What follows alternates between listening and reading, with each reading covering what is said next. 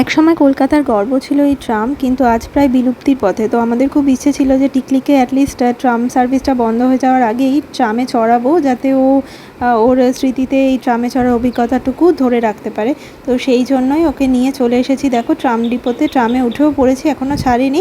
তো ওয়েট করছি টিকলিকে আজকে ট্রামে চড়িয়ে তারপর বাড়ি ফিরবো। এই গরমের মধ্যেও আমাদের আশা স্কুলটা ছুটি আছে।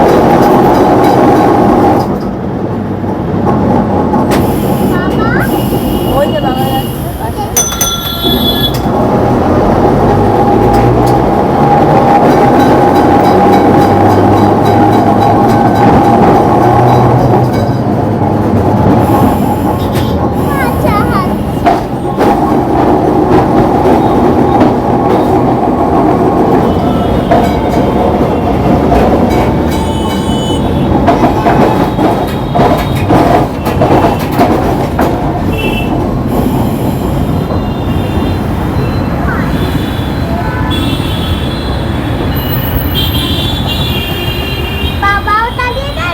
বাবা দাঁড়িয়ে আছে কোথায়?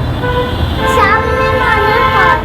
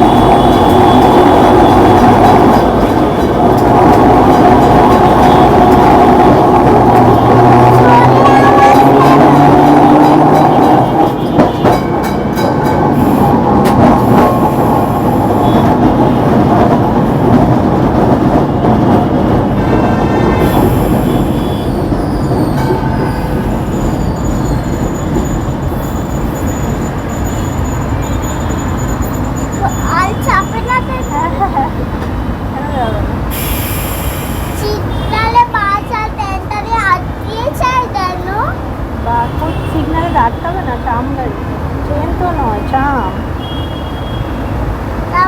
রাস্তাতে চলে কেন? তুমিও না, তাই জন্য।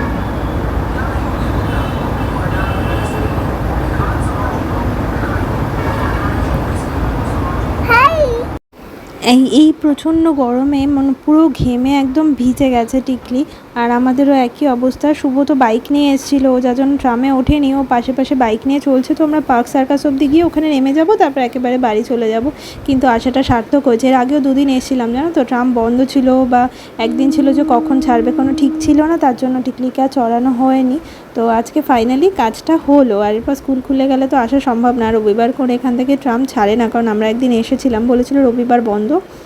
তো আগে হয়তো থাকতো, কারণ এখন তো খুব বেশি লোক হয় না, একদম ফাঁকাই থাকে। তাও আজকে অফিস টাইম, সকাল সকাল বলে কিছু লোকজন তাও রয়েছে। আর সবাই টিকলির কথাবার্তা শুনে হাসছে, কারণ টিকলি ফার্স্ট টাইম ট্রামে উঠে প্রচণ্ড এক্সাইটেড। কী যে বলছে, কী করছে, কী দেখছে কিছুই বুঝতে পারছি না।